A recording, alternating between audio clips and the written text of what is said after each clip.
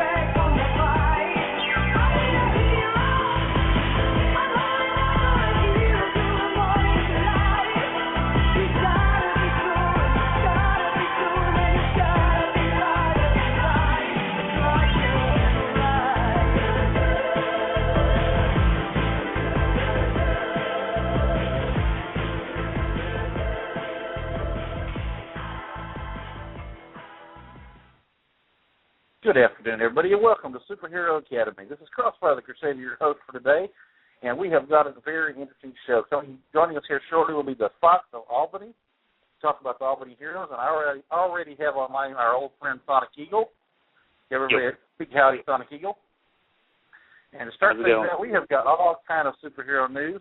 First off, we here at Superhero Academy want to extend a congratulations, best wishes, every kind of wishes you want to send out to Silver Sentinel and Golden Valkyrie for yesterday was the very first real-life superhero wedding that I know of. They are now husband and wife, and I congratulate them and wish them the best. And while we're talking about Silver Sentinel, I want to go on ahead. I cleared a few things with him, and I'm going to be presenting some Silver Seal Awards today. First off, I want to talk about the Super Friends of Metropolis. They're a loose group of individuals that I'm proud to be associated with who recently have stepped up to help a young man we spoke about last week. The man's name is Michael Myers. He's from St. Louis. He's a mentally handicapped individual who's a Superman fan. And a coworker of his tricked his way into the house and took advantage of a situation to take Mr. Myers' Superman collection worth quite a bit of money. I will say the good news is the stuff has been recovered, but in the meantime, while he was Super Friends of Metropolis stepped up, and they started collecting Superman memorabilia, comic books, everything they come up with to replace the Myers collection. For their efforts, Silver Sentinel agreed to award them the Silver Seal of Approval. So we appreciate what you have done. Is the heart of what being a real life superhero is about. They were going to, as far as I know, they're actually having a Superman actor to present the stuff to Mr. Myers.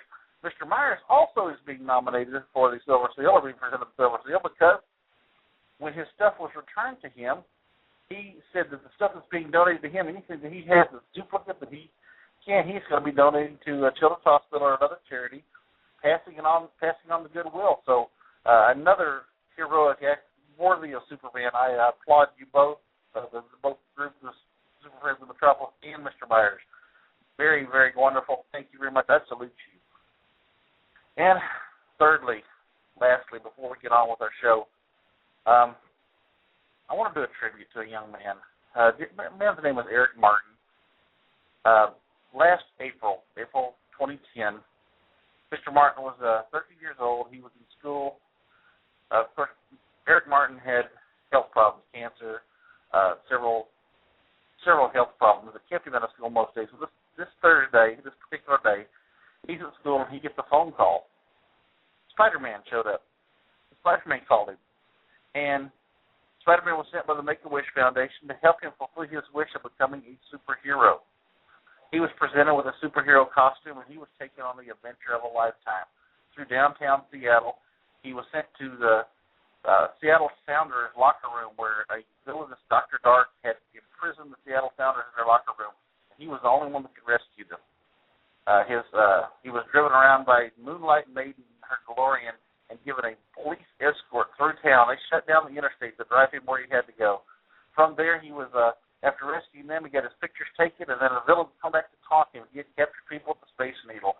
They took him to the Space Needle, where he rescued a group of people who were trapped in an elevator. And everywhere he went, people were holding up signs, "We love you, Electron Boy." They were cheering him on. Then he got to finally track down and capture Dr. Dark and his sidekick Black Cowboy. They were played by a couple of reality TV stars. I forget who they were. But...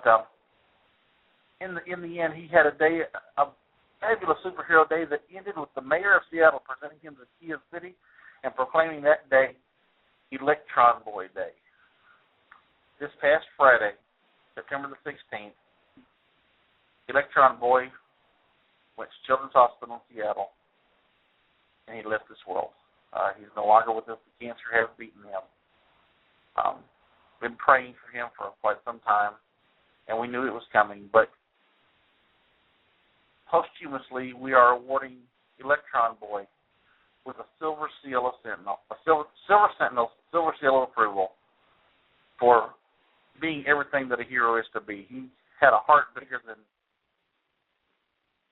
a grown man, bigger than 10 grown men. When he got his wish for Make-A-Wish, he wanted his wish that he could be somebody that would make an impact on the world. And if you go to the page Fans of Electron Boy on Facebook, you will see that he did impact the world. Everywhere he went, everybody who knew him was better for the experience. So, Electron Boy, the world is a little darker without you here. Heaven holds one more treasure. I salute you, and I'm proud to be able to award you today on behalf of Silver Sentinel Golden Valkyrie the Silver Seal of Excellence. Good job. And now I have area code 518. Is this my visiting professor? Is this the Fox? Yes, hello. Yes, sir. Welcome to Superhero Academy. It'll be hard to follow Electron Boy, I know. Oh, yes. He's an incredible person. I'm telling you, there's so much stuff going on this week. It's been an amazing week. Fox, I'm going to get right into this and just tell us a little bit about the Fox of Albany. How did you become part of the real-life superhero movement, the inspiration for your persona, and tell us a little bit about your team. Yeah, absolutely. Well, I guess you can say I got my start with the Guardian Angels in downtown Albany. Kind of patrolling the streets when I could. But I've been doing that for about 2 years until things started going sour and everyone started breaking up. And then a few friends of mine, Kick-Ass of Albany and Spirit of Albany, came up with the idea that we should start patrolling the streets ourselves. And, yeah, we have, and it's been great. And your team, there's 3 members. There's the Spirit of Albany, Kick-Ass of Albany, and yourself, the Fox of Albany, correct? Yeah, we've had a few people come in and out, though. And like we've had publicity. I know you worked with our newlywed couple before. Oh, yeah, absolutely. That was awesome. I think speak highly of you. I that's one of the reasons I was so anxious to get you on here. Silver Sentinel and Golden Valkyrie, they think the world of you. I'm like, I got to drive to New York. I got to folks. I think of the world of them. They've been very incredible to me and my team, and always out there to lend a hand to anyone who needs it. So what kind of patrols do the Heroes of Albany do?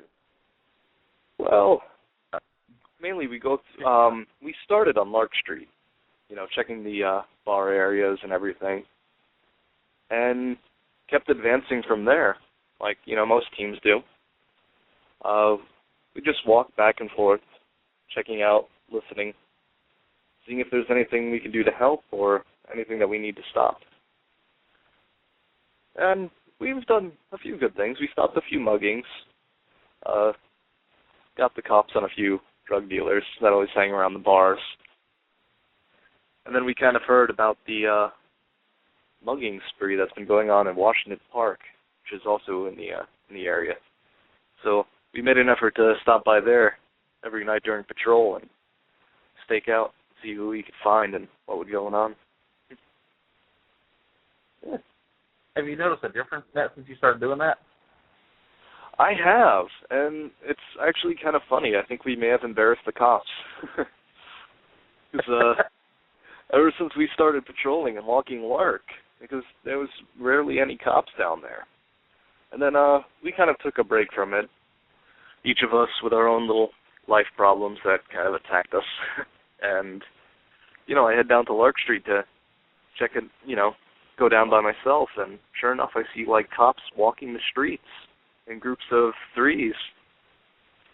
And they have, a car positioned at the top of Lark and a car positioned at the bottom of Lark on the major bar nights, Friday, Saturday. And, yeah, I guess we must have embarrassed them a little bit, so now they're picking up our slack, so to speak. Maybe not embarrassed so much as just demonstrated how easy it was. Yeah, we probably maybe basically let them know that this is an area that really needs attention. I mean, there's been so many muggings going on and stabbings going on in that area, and it's mainly because that's the number one scene for most people that travel down to Albany for a good time. And, of course, there's always people looking to take advantage of that.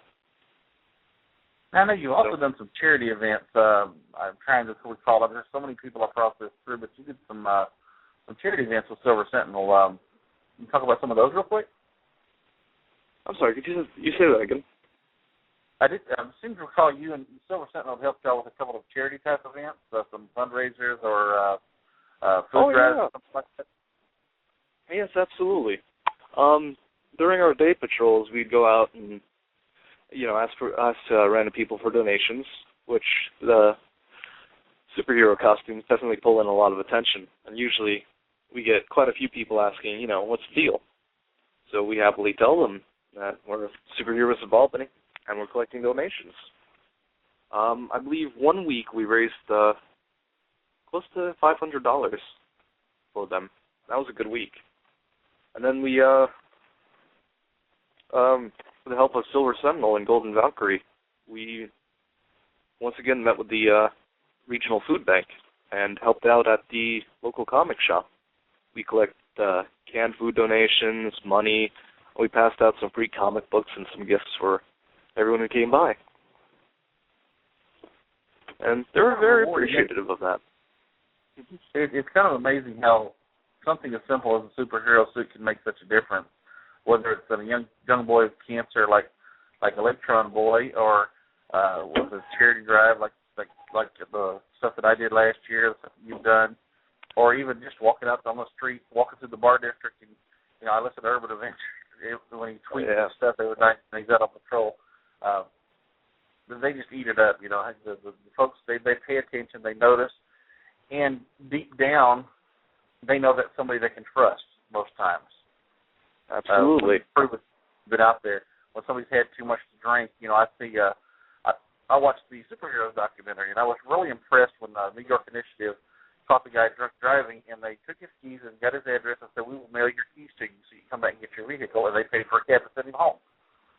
I'm like, right on. That's making a difference. That's just amazing. That's Spider-Man swinging out of the sky, dropping onto the villains and webbing them to the wall. That's the stuff of comic books. Batman swinging on his rope. Yeah, I'd like to see you swing to the top of the building with a rope. But getting out and just putting feet on the pavement and being a presence, makes a difference. And that's what I try to get through to a lot of people. And a lot of people ask, why do you have to do it in the costume? Guy in blue jeans and a T-shirt is just guy in blue jeans and a T-shirt. Guy in spandex and a cape, whoa, that's a superhero. What's going on here? It opens up people's minds, parts of their minds that's ready to receive stuff. They expect superheroes to do good stuff, and it makes a difference. I would, you're in a unique position as a guardian angel and a real-life superhero. How much more effective are things that you do as a real-life superhero, or less effective? Well, I'd definitely like to be back out on the streets again. It's been a while since my last patrol, but with college and full-time work, I haven't found the time to stay awake. One thing I really wanted to pursue is we're kind of out there late at night, and the people that can use them, our most help, are the workers as well as the customers. Because there's been a lot of bartenders that came up to me and told us what was going on, how many people they were,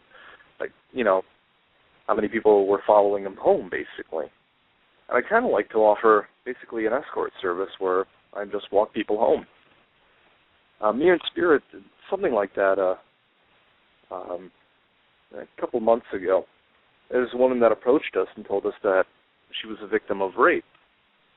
She had gone through it twice in her life, and she was basically afraid to walk the same streets where she's been. And she just got kicked out of her house and was about to move in with a friend, but left all her items because she couldn't carry them all in Washington Park. So we offered to escort her straight there, me and Spirit, and we went right into the middle of the park, grabbed all her things that she had to let go of, and then walked her right to the friend's house. And that was a great feeling. She was very appreciative of that. That anyone would actually help her.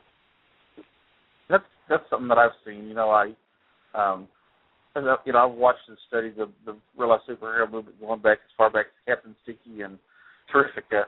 And Terrifica's thing was she would show up at the bar in her little costume, and she would escort drunk women back to their apartments so they weren't taken advantage of. And it seems so simple. But if it's so simple, why doesn't everybody do it? Yeah, well, people do it, just the wrong people. Why is there a need for real-life superheroes when the real-life individuals aren't stepping up and doing what's right?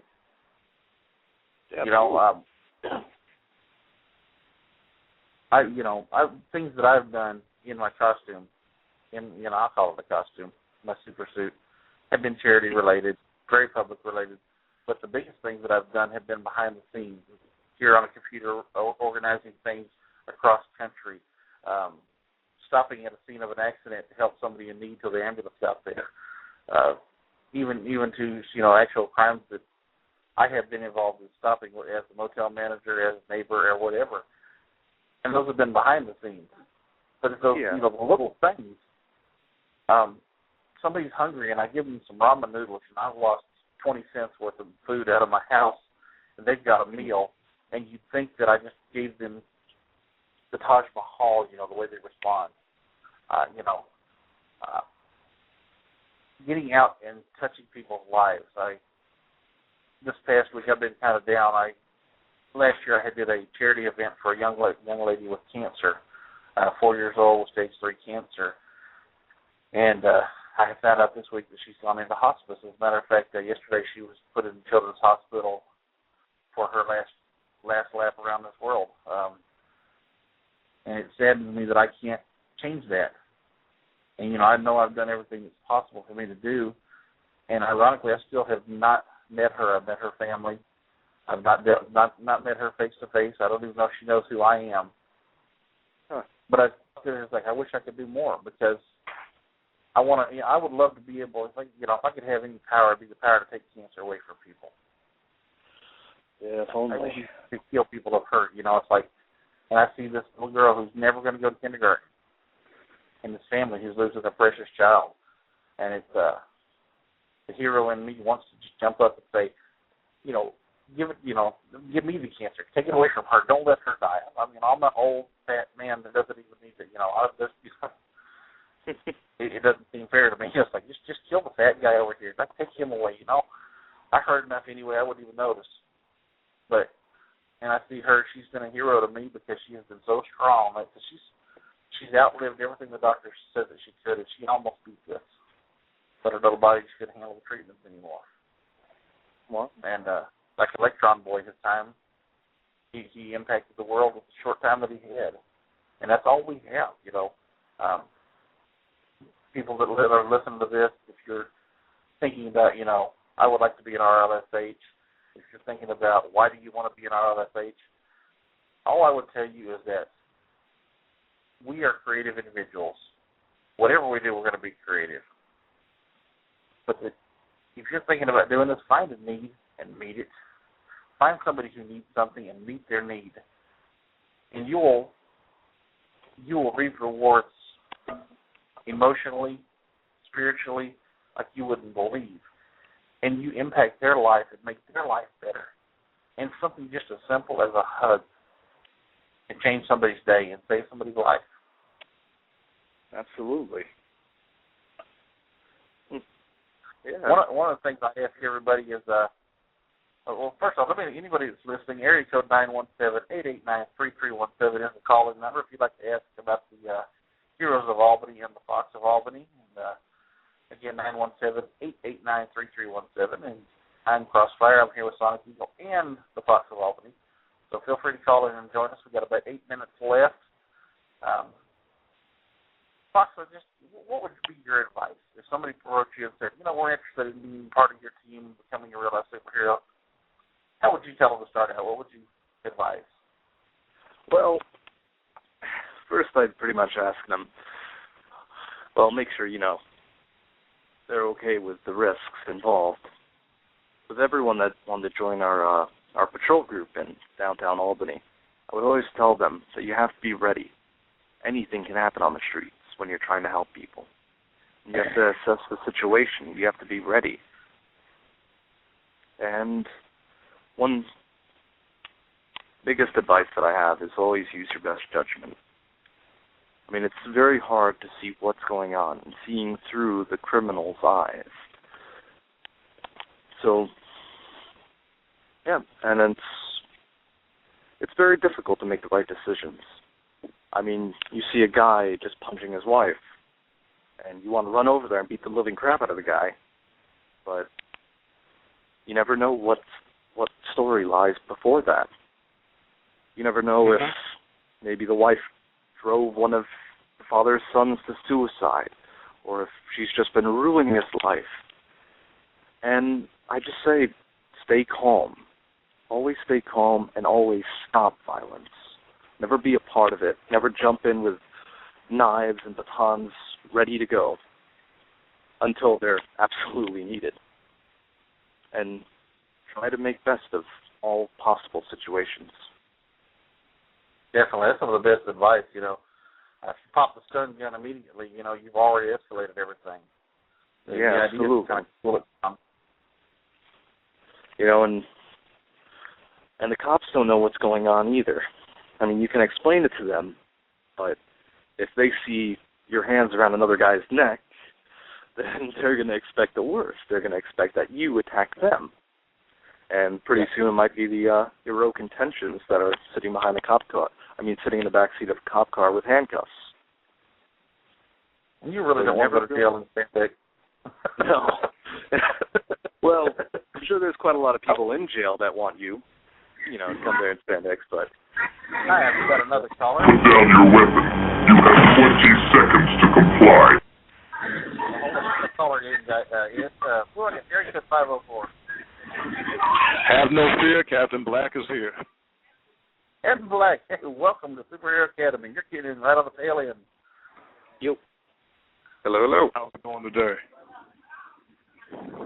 We are doing real good. We're talking to the Fox of Albany and learning about the Albany Heroes. And I was about to ask one of my standard questions is, Fox, on your time of doing this, what is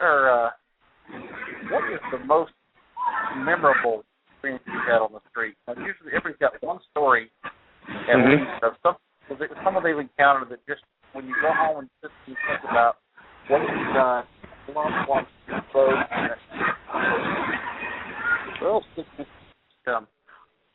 I think the absolute most memorable time is actually probably the simplest. I mean, the best time I had was sitting out in the hot sun with Silver and Golden Valkyrie and basically just helping out the food drive in any way we can. It was a little slow, but we did what we could, and we really helped out the situations of a lot of people. And I hope they set it up again next year for Free Comic Book Day, and I'll be sure I'll be right out there to help. Awesome.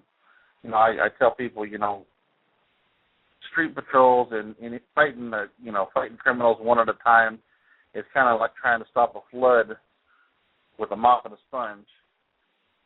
Oh yeah, you'll never stop criminals. But when you're piling up the sandbags, we're doing the little things like the food drives and the charity events. You're actually you're piling up the sandbags to kind of stop that from happening. You're kind of helping people learn to help themselves. You can build an atmosphere that helps deter the crime instead of fighting the crime. And I think if you can prevent it in the first place, you've done more than if you fight it afterwards. Absolutely. You have to start with the head. Always. Mm-hmm.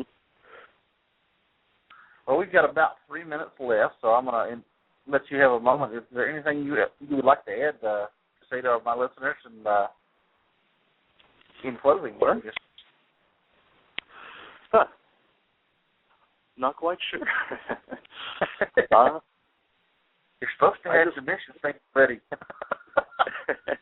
I left my note cards in the office. Oh, darn it. I always say keep an open eye. And always see yourself whenever you're on patrol, whenever you're helping anybody. See yourself in 3 different perspectives. Past, why you're doing it, present, assessing the situation, and future. The future is one of the most important because you have to understand what the outcome of whatever you do is. You have to plan perfectly. And, yeah, I guess that's all I have to say. Awesome. Sonic Eagle, you got any questions for the Fox before we close out? No, sir. No, sir. Well, guys, we've got about 2.5 minutes. I'm going to just kind of tease next week, and we're going to wrap this show up. Next week, I've got Seven who's going to be joining us. We're going to be talking about human trafficking, what to watch for, how to help people involved in that. Captain Black will be joining us the following week, talk about flash mobs, the good, the bad, and the ugly, and how we can use them to our benefit. And then on the 9th of October, the Eye will be talking to us about Neighborhood Watch Program. And towards the end of the month, I've got Artisteroid joining us. And then the last of the month, Halloween show, we're going to have Thanatos the Avenger.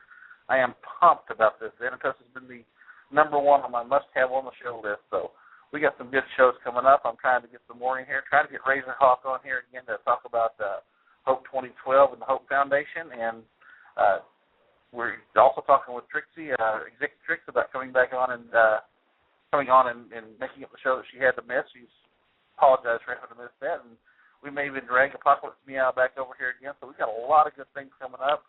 Always something happening on Superhero Academy. Fox, I want to thank you for being here. Keep up the good work, Sonic. Thank you. And everybody, we're going to go out with our traditional reminding everybody that we are living in a world of spandex and high ideals, not to take yourself too seriously. Here's our closing theme. We're men in light.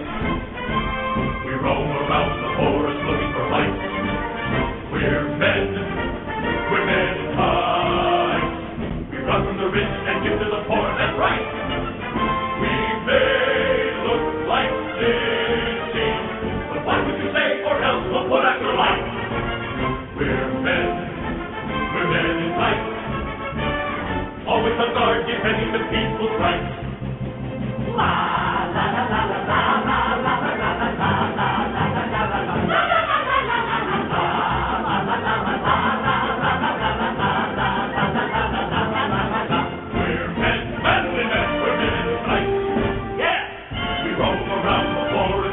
fight. We're men in time. We run from the rich and give to the poor.